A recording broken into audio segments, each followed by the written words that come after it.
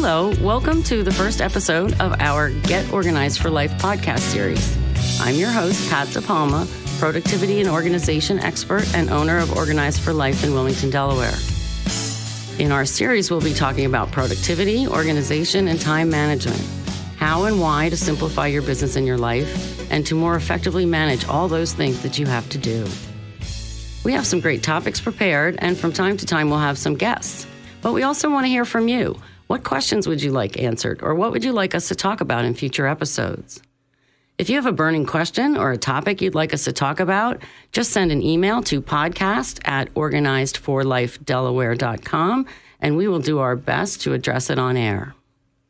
So again, my name is Pat DePalma. I am a productivity and organization expert, and I am a member of the National Association of Productivity and Organizing Professionals, which, as it sounds, is a group of productivity and organization specialists throughout the country, and actually some members from other countries as well.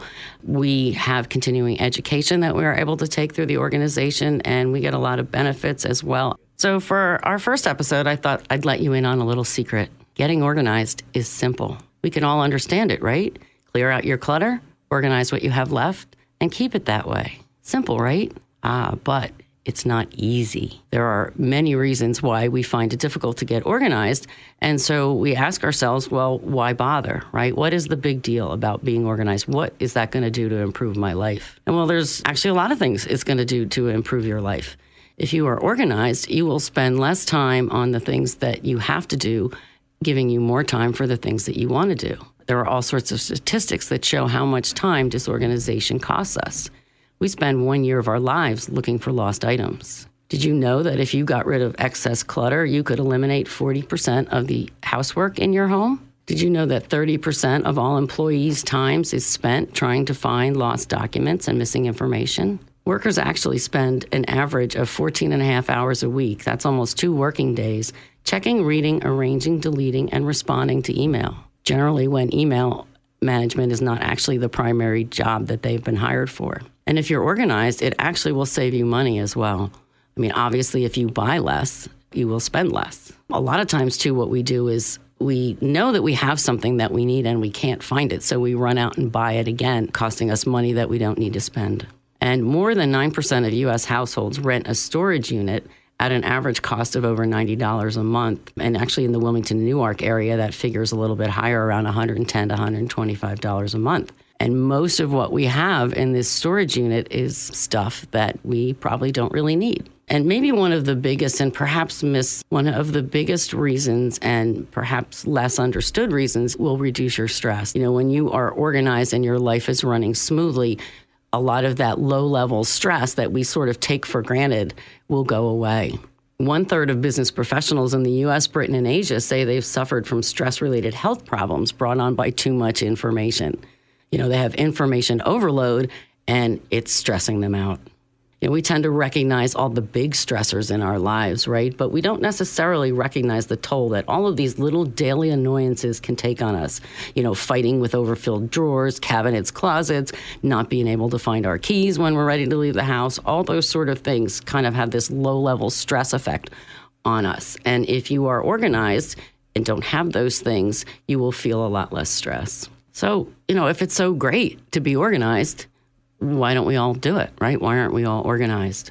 Well, we said before that the concept is simple, but the execution is not. Well, part of it is that what I've noticed is a lot of people equate getting organized with decluttering, right? Everybody talks about all these organization shows and all of these.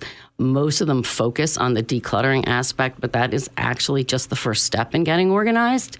You know, first you have to declutter, but then you have to, if we're talking about physical objects, find good homes for them and then maintain that system, which involves changing our habits and all of that. So none of that is easy to do.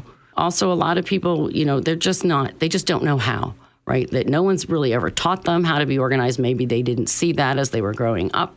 So if you don't know how to do it, it's going to stop you in your tracks, right? A lot of people say that they don't even know where to start. Like, it's just too much. They've gotten too overwhelmed and they don't even know where to begin. Or I've also heard a lot of people say, well, you know, I've tried before and it just didn't take. So, you know, I'm just hopeless. As far as I'm concerned, No one is hopeless. Everyone can make improvements. They just perhaps need some direction. Organizing is really very personal. So even if you've read every organizing book out there, if you don't find the right method that speaks to you, then it may not work. That doesn't mean you're a failure. It just means you haven't come up with the right methodology or the right motivation for yourself. Without getting too hung up on decluttering, but one of the reasons decluttering is so bad, in addition to the above, is that we have a lot of stuff going on with our stuff. We have a lot of emotional attachment to a lot of the things we have for any number of reasons. So that in itself, especially the more we have, the more difficult it tends to be to release. So there are a lot of strategies that can be used to help with that. Another reason people maybe don't take the time to get organized is because it takes time, right? We're all really busy. We all have a lot of demands on our time. But what I like to say is, if you don't have time to get organized, then you really don't have time not to get organized. You need to make an upfront investment of your time so that the remainder of your life will go more smoothly. So when we're talking about the time aspect as well, other things I hear related to that are as well, I need to be doing something that makes money instead from business owners, or, well, I'll just do it next week, or I have more important things to do, or, I just can't do it. And there are responses, there are answers to all of those. But, I think what happens is people just don't understand how it can change your life, how this bit of effort, and, it's not easy, especially if you have a lot of stuff and a lot of demands on your time, but it's worth the effort because it really will change your life. Some of the things just in a general way that you can do is, to be more organized and productive, you have to kind of accept that, you're at a place where things need to change, and accept that it's going to take time. You don't have to do this all in a day. You didn't accumulate all these things in an hour. You didn't overcommit yourself in 1 hour, and you're not going to get rid of everything in an hour either. You may also need to adjust the expectations of others in order to meet your goals. So it's really about, what are my goals? What is organized enough for me? What do I want my life to look like? What do I want my space to look like? What kinds of things do I really want to do, but I, quote, don't have time, unquote? Those are the goals you set, and then you work towards that in the organizing process. You need to be mindful, right? You need to make conscious decisions of how you spend your time and how you spend your money. We're all creatures of habit, and if our habits are keeping us from being organized and productive, then we need to replace those habits with new ones. If you overbuy and you overcommit, you can counter that by stopping for a second and thinking before you pull out the plastic to buy that next, your 15th pair of black pants, or before we say yes to another activity.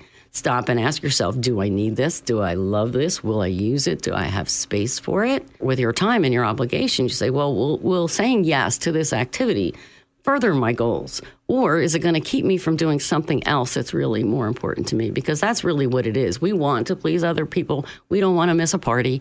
We want to do all these things, but you have to realize that sometimes you have to say no to some things so that you have the time to say yes to other things. And one of the big things is you really need to believe that you can do it, because you can. You may need help, and there's no shame in that. That's the other thing. One of the biggest things I hear from people is, I can't let you in my house till I clean it up, which, of course, if you think about that, is a little bit silly, right? People tend to be embarrassed if they have a lot of clutter, and as if it's some sort of character flaw. And it's really not, right? It's just a problem that needs to be solved. And any professional that comes into your home to help you with that is not going to judge you for that. We are just there to help you get where it is that you want to be. All right, so now if you are intrigued and you would like to learn more about how you can get organized and be more productive and better manage your time, stay tuned, because in our next episode, we're going to talk a little bit more about organizing your stuff and your space, your physical possessions, and how you store them both at home and at the office. Thank you so much for listening. This is Pat DePalma with Get Organized for Life podcast, wishing you a good day. Thanks for listening.